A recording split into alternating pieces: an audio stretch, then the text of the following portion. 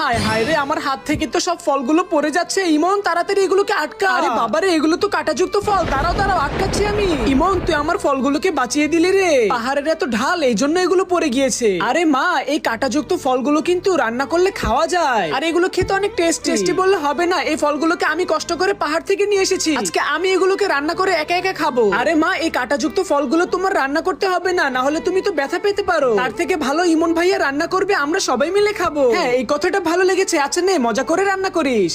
বন্ধুরা, তোমরা কারা কারা লিচু খেয়েছো ভিডিওতে লাইক করে দাও, আর যারা আম খেয়েছো তারা চ্যানেলটিকে সাবস্ক্রাইব করে দাও, এবং তুমি কোন ক্লাসে পড়ো সেটা কমেন্টে লিখে দাও। এখন আমি এই কাঁটাযুক্ত ফলটাকে ভালো করে কেটে নিচ্ছি, যেন একটাও কাঁটা না থাকে। এরপর আমি পানিতে একটু ধুয়ে নিব, যেন কোনো ময়লা না থাকে।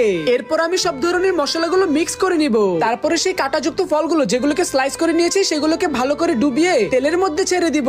এরপরে কিছুক্ষণ ভেজে নিলেই প্রস্তুত হয়ে যাবে আমাদের